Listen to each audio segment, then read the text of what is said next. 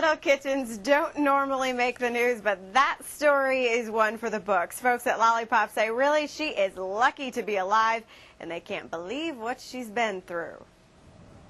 They come from the north, south, east, and west. Thousands of animals come to Lollipop Farm every year, each one with a different story. We've had pets come in from Niagara Falls, Pennsylvania, New York City. But we're betting no one has ever come in with a story like Connecticut. You don't hear those stories too often.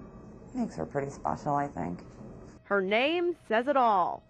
She was like, you won't believe the story. Connecticut came by car, but not the way you're thinking. I've never heard of anything actually riding along in the car like that. This 1.5-pound, 6-week-old homeless kitten decided to hitch a ride to Rochester on top of the gas tank of a car bound for RIT from Connecticut. She didn't have any burns or scorching or any type of heat exhaustion of any kind, and it was warm that day, so she was pretty lucky.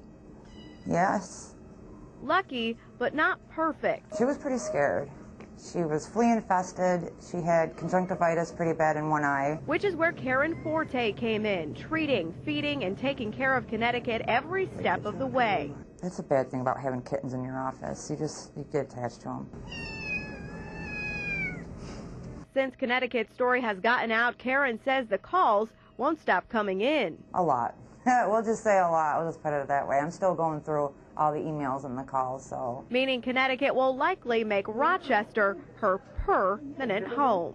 Oh, yes. She'll have no problem being adopted. Once she's 2 pounds, she'll have her surgery and go up for adoption.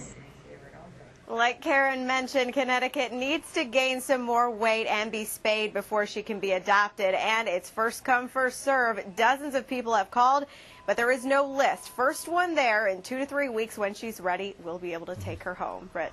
I think that kitten has used up a lot of lives already, don't you? I think so. Do the folks at Lollipop Farm think the kitten belonged to anybody before winding up here? They don't think so. In fact, Connecticut behaved like a feral cat when she was first brought to Lollipop. They didn't know if she'd even be able to be adopted at all, but Karen says her behavior has done a 180 in the past few days, and she would make a great pet for any family, and there will be a lot of competition.